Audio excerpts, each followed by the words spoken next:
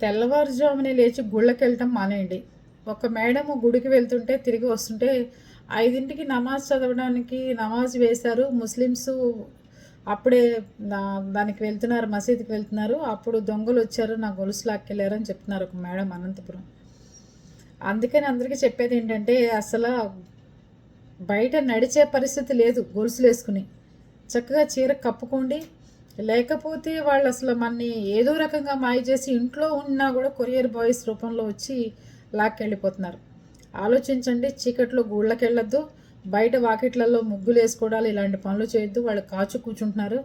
ఎవరు మాస్క్ ధరించినా మొత్తం monkey cap లాంటిది పెట్టుకున్నా ఖచ్చితంగా డౌట్ పడండి. అర్థమవుతుందా? మీ వెనక ముందు ఏం జరుగుతుందో గమనించుకుంటూ ఉండండి. పాపం ఆవిడ కింద పడిపోయారు, ఏది ఫ్రాక్చర్ అవ్వలేదు కాబట్టి సరిపోయింది. ఆ మేడం సీసీ కెమెరాలు దొరికినాయి. ఆవిడ పడ్డ దృశ్యాలు, వాళ్ళు లాక్కెళ్ళినవి అన్నీ. 4.5 కాసులు బంగారం. రోజుల్లో గ్రామ్ కొనుక్కోవాలంటేనే ఎవరి వల్ల కావట్లేదు. ఆలోచించండి గుడికి వెళ్ళే ముందు, చీకట్లో వెళ్ళే ముందు, లేడీస్ ఒక్కళ్ళే వాకింగ్కి వెళ్ళే ముందు. ఓకేనా?